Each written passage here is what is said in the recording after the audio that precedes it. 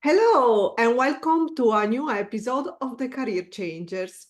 Our guest today is Simon Rinne, founder of Mindful Men, a community that provides a secure and supportive environment for men, boys, and their support systems to discuss and address their mental health and well-being concerns. Simon's mission is to help normalize discussions about mental health and to encourage boys and men to open up, get vulnerable, and deal with the issues that are troubling them. His therapeutic approach is informed by his lived experience of mental illness, but also life as a husband, father, and bloke. Before this, Simon went on his long journey to self-realization and had a 15-year career in the Australian public service. Today, he's here to talk about his career change journey, overcoming mental health issues, and turning pain into purpose. Hi, Simon. Thank you so much for joining us. Oh, thanks for having me. I'm really excited to be here and chat all things men's mental health and career change because it's all intertwined in my story. So let's get into it. Yeah, so we're really curious. So let's start with your background. How did you start your professional life, or better, what was your first job? Oh, this is taking me back a long way now. My first job was working in a mechanics workshop. It was after school in high school. I went down and I just picked up all the tools in the mechanics workshop and cleaned them. And that was my entry into the workforce. And I think I did that for cash back then. I don't know what cash is these days, but yeah, that was my first job. But like my first professional career came of 2006, where I finished university. I did a Bachelor of Social Science, majoring in anthropology. It wasn't my first choice. I actually started that majoring in psychology, but I couldn't quite get through the psychology component of that course. And yeah, so I changed study and then ended up in the public service. And I don't know how I ended up there, but I ended up there. And 15 years later, I was still there. So it must have been okay. Yeah, well, it sounds really interesting what you studied as well, anthropology. And I think there's a lot to explore in Australia, maybe about that. Yeah, absolutely. It's the study of culture. Like, and we're such a Yeah. multicultural community. It was something that really interests me, and I found it a lot easier than psychology at the time, which was a bit of a challenge. So Mm. And what was your dream job when you were a child? this is an interesting one because I guess it's where I am at the moment. So working in mental health space. I remember before I chose my university degree, I told myself, I want to work in a career helping people just like me. But the thing is, at the time, I didn't know that I was living with a mental health condition and I didn't know how to work in mental health. And so that came a long time after, in my mid 30s when I went back to study a second time. So yeah, I'm finally living it, but I didn't know what that was for a long time. I didn't have the words for a mental health practitioner or counselor or psychologist or social worker, which I am today. So yeah, it was a long way, a long answer to a very easy question. So, I mean, I want to talk about your career, but at the same time, mental health is intertwined into your journey. Yes. So, when did you start first experiencing mental health issues in your life? Because I believe that was a very young age. Yeah, so I'm 40 last year. I almost said this year, but last year. My mental health story started around 8 years old in the schoolyard. And this is where I developed obsessive compulsive disorder, which remained undiagnosed until I was 28. And during that time, I also had undiagnosed depression and anxiety as well. Around 15, found alcohol. So then you can add in alcohol misuse along the journey. And so for 20 years, nobody knew that I experienced these conditions. I didn't know what they were. I didn't have the language for it. We didn't talk about mental health back in the 80s, 90s, and noughties. Yeah. No, my family didn't know. My friends didn't know. There was no doctor that knew. I kept it all bottled up. And so I didn't know how to express it. And I guess this is why I didn't know that I wanted to be a social worker or men's therapist back then, because I just didn't have the words. Nobody around me had those words either. And so, yeah, it started from 8 to 28 undiagnosed. And then from there, from the diagnosis in 2012, did my own healing. discovered social work, which has now landed me in the current career path that I am as a men's mental health practitioner. Mm. And so looking back, how do you feel your mental health issues have affected you in your daily life or your career as well? Maybe at the time you were unaware, and you mentioned Yeah. alcohol, and it makes me think that the times where there was not enough talking about mental health, I think probably what many people would do just to try to find some remedies to how they were feeling without awareness or what was that and how to fix it. Yeah, I went into autopilot mode. So it became my normal. We heard that a lot in COVID, the new normal or whatever life was, but it was my normal to go through these mental health challenges every single day and to not talk about it. And then to drink to obliterate my feelings and thoughts so I could feel normal. And I was kind of like an autopilot every day for a long time, like 2 to 3 decades, almost like Groundhog Day, the movie, where you wake up and you do the same thing every single day. That was me. Until it all really came to a point when I was 28 and got those diagnoses. But then I stayed on autopilot for probably another 7, 8 years afterwards until I burnt out in 2020 when everything around me crumbled and I had to really start looking inwards and going, what's going on? What am I doing with my life?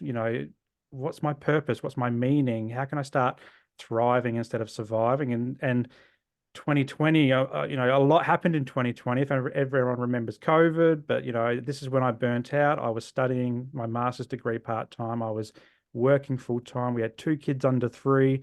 A lot happening in 2020 for me, and I thank COVID for happening because it really, my burnout story enabled me to stop, finally, switch off autopilot and going, you know what? I've got to make more of my life. I've got to move into this pathway, into this career that I've always wanted and I was working towards with my study of working in the men's mental health space because I was sick of wearing the mask and not talking about it. And burnout prompted me to start talking about it. So, yeah, a lot of autopilot until burnout happened in 2020.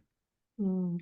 So when you're talking about wearing the mask, is that referred to your previous job? No, I guess when we talk about in mental health space, a lot of us wear masks that on the outside show the world that we're okay, that we're doing fine, that there's nothing wrong. But under that mask, there's a lot of hurt, and a lot of pain, a lot of trauma for a lot of people, and men in particular, because they don't know how to take the mask off and start sharing. We've never been taught, we don't have the language for it. And so I wore the mask of mental health really tightly and really well. Like on the outside, as I said, for 20 years undiagnosed because nobody knew what I was going through. And so I Yeah. had a mask on, like kind of like going to a masquerade party. On the outside world, it was like I was this tough, bravado Australian male. On the inside, I was hurting, and I was a shadow of my former self. And so taking off the mask, and this is what I help the guys do in my therapy clinic these days, is I help them take it off and go, show me your true, authentic self. Let's get vulnerable. Let's talk about those deep-rooted traumas that have happened in our lives.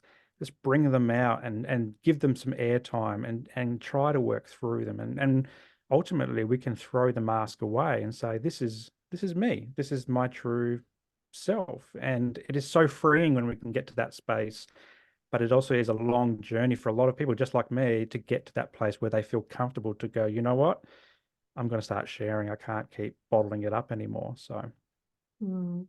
So when was the point in your career when you suddenly, or maybe not suddenly, maybe step by step, came to the realization that that was not the place for you anymore and you needed something different? yeah. So, I guess thinking about my mental health journey up until university, and I wanted to work with people like me. But then I started psychology and I couldn't quite get through that course because there was a mathematics subject and I was terrible at maths at school, Mm. and statistics. And so that's why I pivoted to anthropology because there was none of that. It was all language and culture. But then when I got into the public service, and this was at a time before Google, so to get into the public service, I think it was Yahoo or AOL or something like that, some really archaic search engines. I just typed in, what does a social scientist do with an anthropology background? And the only thing that came up was a public service career. So that's our federal government, that's our senior level of government working in policy areas. And so I entered that space having never experienced a professional career before. Like before that, it was in retail and working at that mechanics workshop. So it was a huge change for me. And I worked in some really interesting things. Like I worked in sports anti-doping, and I worked in refugees and immigration and border protection. So really exciting jobs. But I always felt empty. I felt like I was on Groundhog Day. And then so when I was diagnosed in 2012 with these conditions and I had a name for these conditions, I could start to piece together, okay, this is what mental health is. Oh, this is what I wanted to do when I was younger. And I want to work with guys just like me. And so, probably around 7 years into my career, I felt like I was going nowhere. It wasn't lighting me up. I wasn't excited about the jobs. They were very interesting, but I wasn't excited. And I felt like I needed change. I needed to wake my brain up. And so, I actually went to my local university and said, I'm thinking about studying again because I'm not getting the satisfaction from my career. And so this is where we explored, different opportunities, and social work popped out because it was creative. It could work in mental health. And I thought, you know what? That sounds like something that's going to wake me up again, my brain and body. And it can also lead towards this career in mental health. And so, yeah, about 7 or 8 years in, I got this itch and the urge to learn and to wake up and start expanding my horizons. And I'm so glad I did, because it really led down to where I am today. Mm. And as a man, what have been your challenges in recognizing and finding help for your mental health? Yeah, I think there's a lot of social constructs of masculinity. So I talk about this quite often. Is so growing up, I'm an 80s baby. So I grew up in the 80s, the 90s, and noughties. That's when I was a youngster. I feel really old saying that. I'm only 40. But back then we didn't talk about mental health. It was all the in Australia, it was the mentality of suck it up, be a man, don't cry, don't show emotions, because if you do, then you're going to be labeled as a girl or you're going to be labeled as gay. And that was the thing around. And you dare not, shed a tear or anything like that. And I think for me, I saw that from my dad, from my brothers, from my football coaches or my sports coaches or my teachers. I saw it on TV, watching Die Hard and The Terminator and Rambo movies. These are all masculine guys, alpha male guys. And I thought, that's how I have to be. Mm. And I held on to that. And so many boys did the same in where I'm from. And so many men that I work with now, we all talk about that period, and even the 70s, 60s, 50s for some of the older guys that I work with, even some of the young guys I work with, we're still having this discussion around what does it mean to be a boy and a man? And often it's these outdated concepts that boys and men have to suck it up and be strong. But what we're moving towards, or what we want to move towards, is allowing men to be vulnerable and authentic and share, because what that does is it allows them to lessen the burden that they place on themselves, to explore mental health challenges, to express loneliness and sadness and anger. We're seeing a lot of anger come out in guys because they don't know how else to express the emotion. And so what we want to do is nurture them through that and provide it in a way that is masculine as well. It's not demasculating. It's bringing them to the table and saying you can be a man, but you can also be vulnerable as well. So it's really challenging what we all grew up with growing up, those social constructs of masculinity. Yeah.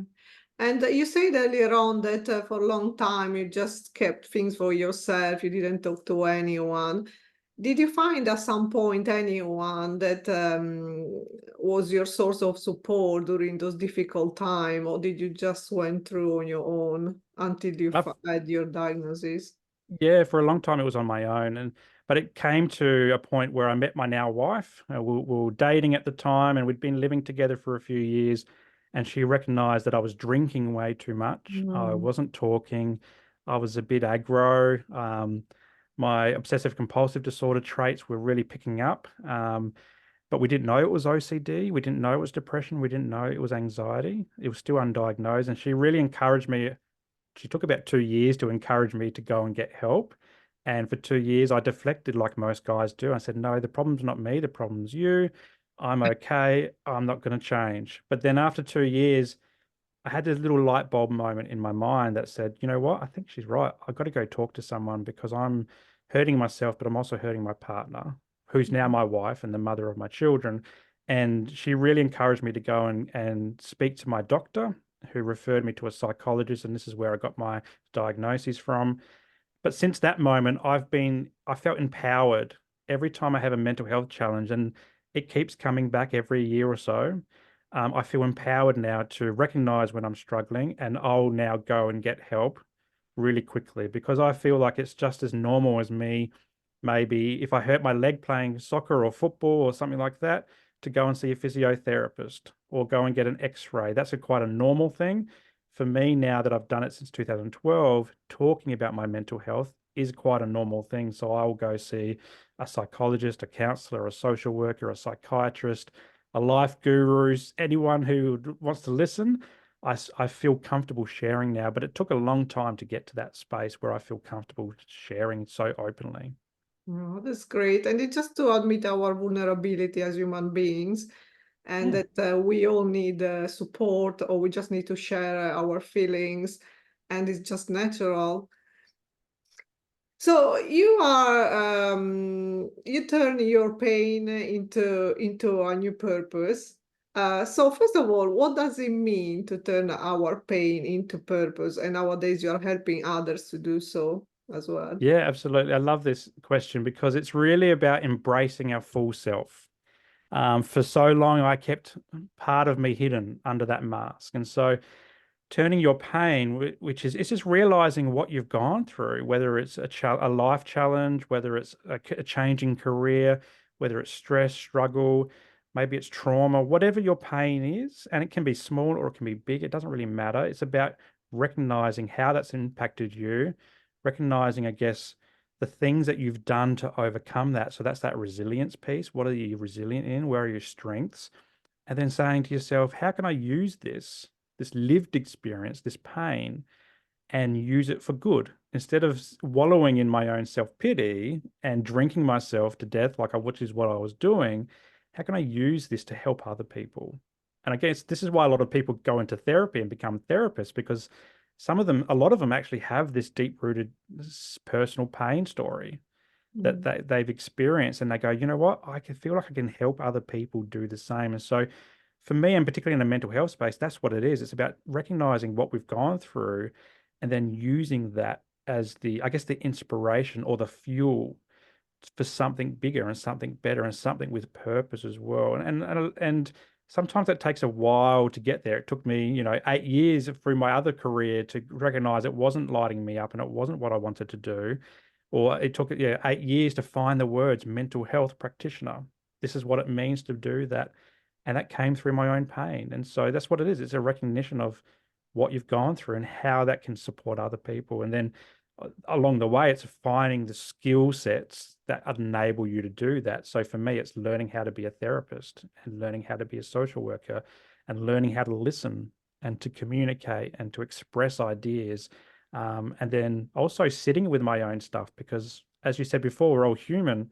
So even as a therapist, I don't have all the answers. So when I'm sitting in clinics with guys, in sessions, I might start having the self-doubt come in and recognizing even that, like, I don't know all the answers, but I know some answers. Um, and together, we as a team, we can collaborate, me and a client, and really work through their pain to discover their true purpose as well.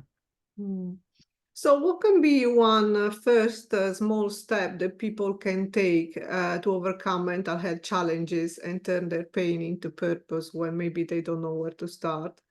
Yeah, I think it's that self-realization that they're not doing so well. It's like maybe recognizing inside, oh, I'm feeling a bit different than I used to. Or maybe that my friends and family are saying, you're not quite the same person that you were last year, or something seems off. And not doing what I did for 2 years and deflecting and telling my now wife that it wasn't me is actually going, maybe they're right. Maybe there is something that's changed. And really looking inwards, that first light bulb moment that comes from your belly or your heart or your mind, it's recognizing maybe there is something there. And then once you identify that, then you're probably more willing to engage in support. So whether that's talking with a friend or a family member, just saying, hey, this is what's going on for me. Can you listen to me? Can we go grab a coffee or go for a walk and do something like that? If you don't have someone like that who you can trust, it's your doctor. your doctor's a great place to start because they're unbiased and they can go, oh, I can hear that you're struggling maybe with your mental health. Do you need a referral to a psychologist or a social worker or a counselor? And Mm. where you can start talking about these types of things as well. So it starts with you, and then it starts with your inner circle, and then maybe looking further afield to professionals if you can't quite find the right person to talk to. Mm. And what advice would you give to anyone that may be struggling to find their purpose or meaning in their own pain or hardships? Because sometimes, um, we can fall into self-pity or maybe Mm. feeling of desperation. Yeah, I think we often look for external solutions to our internal problems. Like we look for quick fixes. So for me, it was drinking alcohol. That was a quick external fix. I drink alcohol, it stopped my brain from working basically, and Mm, I could relax and rest. So many guys fall into that trap. It's alcohol, drugs, gambling, sex addict, all the addiction type things, binge yeah, eating. yeah, We feel like a night out on the town is going to solve all our problems, and we might spend $1,000, doing your hair, getting some new clothing, getting taxis to and from the big dinner, the big drinks, the dancing. You could spend that same amount of money on a therapist and get long-term benefits out of it. So it's that recognition that we don't need to externalize and find external solutions. We've got to start from internally. We've got to look at ourselves in the mirror. And that's the hardest part, is looking at ourselves in the mirror going, you know what, I need to change or I want to change, and working out what that is. And that purpose then comes from within. And then once you're there and you start talking to someone, you can start to heal and learn and grow. And then what I love to do in the work that I do is find your values and connect with your personal values. Because once you do that, then your purpose comes from that. You understand if you can live by your personal values instead of living on autopilot, you can find purpose in what you do every single day, and then get some momentum going in life, and some energy and drive, and to the point where you can maybe turn it into a career, a different career like I've done, or a side hustle or a hobby or a podcast, or whatever you can do maybe to earn some extra income. And so you can really use that once you find it. But it always does, it starts within when you're talking about a mental health story. mm. So you're helping people to build new lives in some ways. And there is this new concept that's going around that is living life by design. What Mhm. does it mean, and how that can be the turning point from pain to self-realization? Yeah, I love this because when I was in my old career, it wasn't life by design. It was me going to a job, doing 9 to 5, someone else's work. No matter how hard I worked, I would get the same pay as the person next to me who was working less hard than me or more harder than me. And so it was a Groundhog Day situation. And so many people find themselves in that and they want more. I think COVID helped us understand that we want more from life. And so for me, living life by design is living life on our terms. It's about switching off autopilot of Groundhog Day every day, and really tuning into what we want and need to live a life full of purpose and meaning. So once we do that, we switch off that autopilot, we can recognize where we're feeling unfulfilled and what we need to fill our cups. We can start doing inner work. We can do healing from trauma. We can not deflect and actually start owning our behaviors and our thoughts and our feelings. For men, it's all around just engaging and connecting with the world. Start to connect with like-minded people that fill us, that lift us up and fill our cups, as opposed to bring us down and drag us down.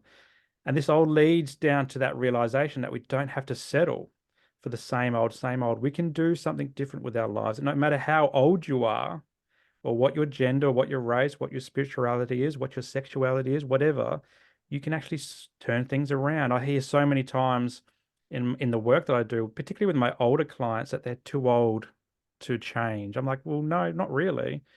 We're getting, as the ages go, we're actually getting healthier for longer. We're living longer, which means retirement is a long way away. It's not Yeah. necessarily at 60 like it was when I was growing up. And so the retirement age is getting longer. So if we can keep adapting and evolving and changing our mindsets, evolving where our passions are and our purposes are, I might not be doing this in 10 years. I might be doing something completely different. And that's okay. That's exciting. who wants to be in the same old job for the rest of their lives? Not many people in our generation. So this is what life by design is. It's about designing that life and actually then living the life as well, not just dreaming about it, actually putting in steps to do it as well. And it all comes from that inner work. It starts from the inner. Sounds very cliche when I say it, but that's where the drive comes from. That's where the purpose comes from. And sometimes it means redesigning the people we hang around with. So it might be we have a group, a social circle of people that drag us down or keep us in this old job or don't give us the inspiration to try something new. Like this business that I'm in now is only 2 years old. I've never had business before. And now I love business. I love being an entrepreneur and I'm bringing my wife along for the ride now and she's going to live that as well. And so 10 years ago or 5 years ago, when we started thinking about this, we were told not to go down the business pathway, to stay in the safe job that we had, because we both worked very similar jobs, but we were just so unfulfilled. And so now we're getting to a point where we can both realize this dream and actually start living this life by design. And that goes beyond us as well. It goes to our family. So like being there for our children to see their sports or their school things, or being able to go on holidays, or being able to work in a different way creatively at different times of the night or the morning, and having time for us as well. And so it's less about 9 to 5 then, and more about just where do we want to put our energy on that particular day. Mm. So we are reaching the end of this episode, but we have a few more questions. So the first one, if you could give only one piece of advice to any man out there that would like to explore their vulnerable side, or women too, why not? What would you say? Yeah, I think nothing changes if nothing changes. I like that affirmation. If you're stuck in this same old every single day and you don't change anything, then you're going to stay there. But if you decide to make small steps, that's awesome. And that could be improving your sleep, what you're eating, exercise, who you're talking to, your nutrition. And it also means just talking to someone. So if you can start making small changes in your life, that can grow and snowball into something much more bigger than what you're experiencing at the moment. Mm. And really now the last question, if you could give yourself a piece of advice, what would you say to your younger self? That it's going to be okay. Like for so long, I felt like the world was ending, and that's why I did a lot of what I did for so long and I didn't talk about it, but recognizing that it's going to be okay. And I think for guys, particularly, recognizing that it's not weak for us to speak, that it is actually manly for us to speak and it's healthy and positive. That's what I would tell my younger self. Oh, thank you, Simon, for joining us today and sharing your inspirational career change story and wisdom with our listeners. No, thanks for having me. I really enjoyed it. And I'm glad you pulled me in because I could talk about this for hours. So thank you so much. Me too. Do you want to mention where anyone can find you if they want to reach out to you? Yeah, so jump on my website. It's www.mindful-men.com.au. And that links to all my social media. So I'm all over all the socials. And I've also got the Mindful Men podcast where I have weekly conversations just like this, talking about things that help men to be more mindful. So yeah, check me out on the socials, on the website, and on the podcast. That sounds great. And a last message for our listeners. If you enjoyed this episode, please leave a review.